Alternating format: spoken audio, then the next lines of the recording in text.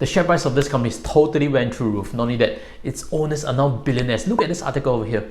Pig farmer sons are now supermarket empire owners, and not only that, amidst this COVID-19 crisis, they are now billionaires. You may be thinking, how come they are billionaires? Look at this over here. This is by SingStats, and you realize that supermarket sales have increased 15% year by year. That's massive. Everything else is red, but I don't know why furniture sales is also green.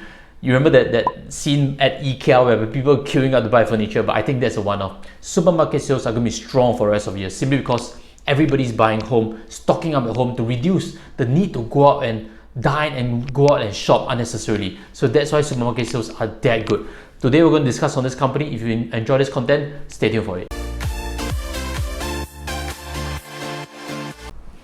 Hi guys, welcome back. If you're in this community, you know that this supermarket is none other than Sheng Siong. Sheng Siong has been doing really well. In this previous tutorial I've shared before, they've actually done operationally very well. Very good gross margins. Not only that, they've been growing stores consistently in Singapore, actually taking on bit by bit, increasing market share. So if you are not familiar, look for the tutorial, which will share with you how Sheng Siong actually operates, and in my opinion, a good company. Now back to the point on Sheng Siong's stock price. Let me pull up this chart over here for you to see. Sheng Siong's share price has really shot up like crazy over the last few weeks. It's going to gain like 40% over the last few weeks. And not only that, there's a very important indicator. At the bottom, at end of March, its owners have actually invested close to $500,000 worth of its own shares. That means the owner feels that the share price is not expensive. That means the owner is putting money to their own mouth to invest in their own company with their own cash, and that's very important to you as an investor because it signals that prospects are good. Now, so let's look at what the owners have thought of before. They've communicated before. I'll pull up for you to quickly see over here. You see that their owners have mentioned that their vision is not only in Singapore's market. Singapore is so small only. They're actually testing out on the China market, and I have details for you in the subsequent part of the video. So let's run back to the chart to quickly see Sheng Siong as a whole, how its share price is performing. You realize that there's increasing performance, which means more analysts, more market players are really interested in Sheng Siong. There's a few key parts I'd like to highlight to you. This means that while share price is going up, there is strength in terms of technical analysis, for example. But it's very important. You need to know that whether an investment idea is too obvious or not. Simply because if an investment idea is too obvious, the spectacular returns are probably behind already. The spectacular returns are not for the obvious investments typically. And the other thing to take note of is, while it's a great company, its share price is not suddenly going to shoot up to $10 or $20. You need to take note of your fear of missing out. Have you missed out on the price too far? If you have, it's okay. It happens to everybody. That's an important sharing that I'd like to share with you. Don't chase the share price because you've seen it shoot up. There's increasing volume. Let's get in a party. Good companies can tank in terms of share price performance simply because expectations are just way too high.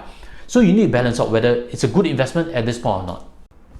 Now, Sheng Siong is definitely going to cross $1 billion in the sales this year.